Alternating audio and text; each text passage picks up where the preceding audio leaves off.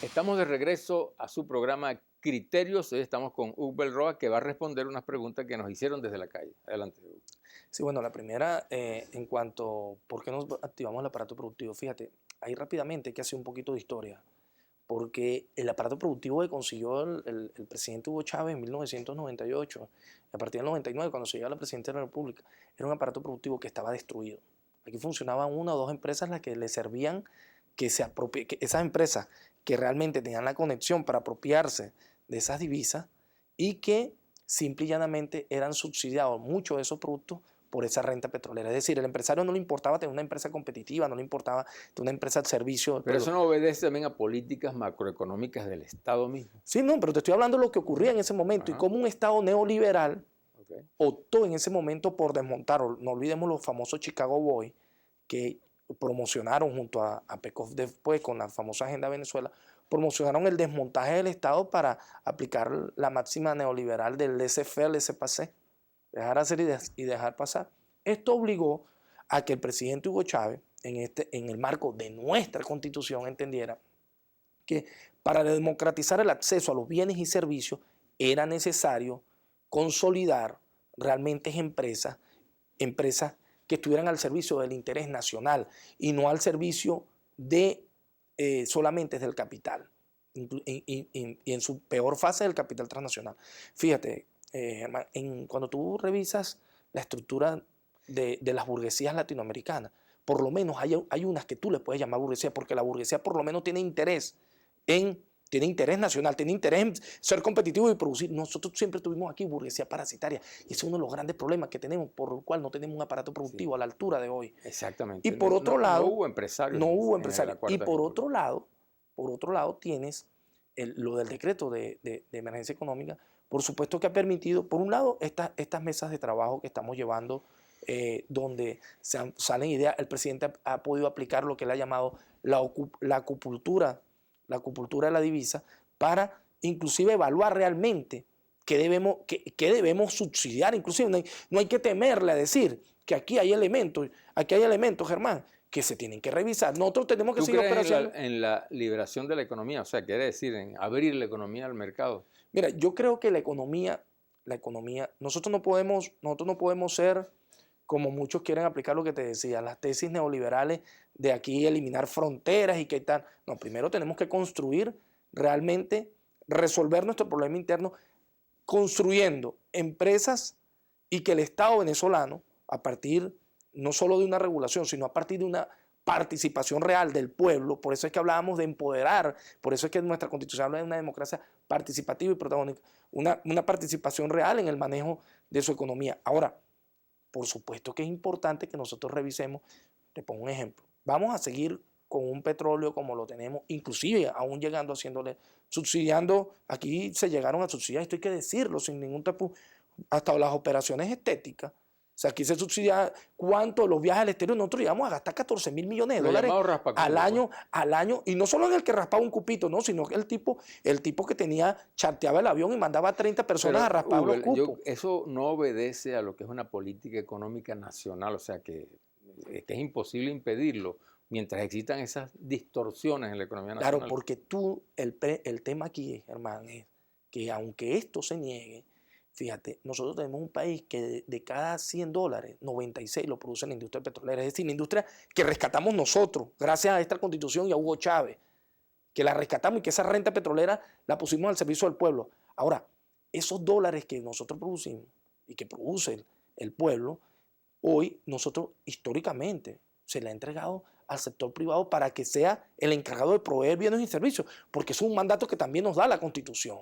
¿Qué ha ocurrido? Aquí y yo no dudo que hayan empresarios serios, pero no se estuvo a la altura del crecimiento de nuestra economía, no hubo una preocupación real por sustituir importaciones, no hubo una preocupación real por de verdad instalar un aparato productivo a la Hugo, altura del pueblo una venezolano. pregunta ahí provocadora. ¿Fue acertado las expropiaciones que se hicieron en algunas empresas aquí en Venezuela? Mira, yo creo que hubo muchas de esas empresas que era más caro que que la hubiésemos asumido a que la hubiésemos dejado que se pudiera. Pero ¿qué es lo que pasa? Que hay un elemento que es fundamental para nosotros, que es el ser humano. O sea, nosotros observamos y vimos cómo dejaban esas empresas allí se apropiaron de los dólares y dejaron allí cientos de trabajadores, cientos de familias que nosotros no podíamos dejar a la deriva. Y muchas veces nos dicen, bueno, pero ¿qué pasó? Bueno, ¿qué pasó? Que era necesario, muchas de esas empresas había que redimensionarla en todo su funcionamiento. Empresas que no se adaptaban las tecnologías a lo que demanda el mundo, a lo que demanda el país, lo que demanda inclusive el mundo, porque hay que entender algo, hermano, Sí. tenemos que ser competitivos para poder colocarnos en el mundo. La otra pregunta que te hacían era con relación al decreto. Sí, bueno, con relación al decreto, efectivamente hay el presidente no solo la implementación de los CLAR, sino que ha podido hacerse de economías, es decir, el decreto permitió que algunos recursos que estaban asignados de repente para otras partidas, el poder aglutinarlos para cumplir con los compromisos prioritarios. ¿Cuáles son nuestros compromisos prioritarios? No desacelerar el avance social que ha tenido el país, no hemos dejado de construir vivienda, no hemos dejado Pero de atender. ¿cómo hacerlo sustentable? Todo ese avance social si no tiene una base económica. Ahí es donde entra el compromiso democrático. Ahí es donde somos importantes, tanto los que apoyamos la revolución como un sector opositor que debe comprometerse con el sistema democrático, hermano. Y es donde yo te digo, y por eso estos empresarios que están asistiendo allí, hay alternativas. Fíjate cómo ya el sector camaronero colocaba parte de unos dólares y por otro lado la República también para potenciar y entender que podemos comenzar a exportar camarones. Esto también con el sector minero no metálico, como el sector de granito, y así con otros sectores que podamos ser competitivos y podamos atraer divisas para que esos proyectos sean sustentables. Por supuesto que es así, porque no podemos depender, inclusive sería una irresponsabilidad, el presidente Nicolás Maduro lo dijo, si el barril llegara a $100 nuevamente, que te haga una proyección contra lo que dicen todas las calificadoras de riesgo, que por cierto son las mismas que nunca pudieron predecir que ni Moody's, ni JP Morgan, ni Goldman Sachs, ninguna de esas calificadoras pudieron predecir que en el 2008 la burbuja inmobiliaria estallaría en Estados Unidos. Pero sí viven diciendo que nosotros no vamos a pagar, por cierto, Venezuela acaba de pagar $500 millones en intereses.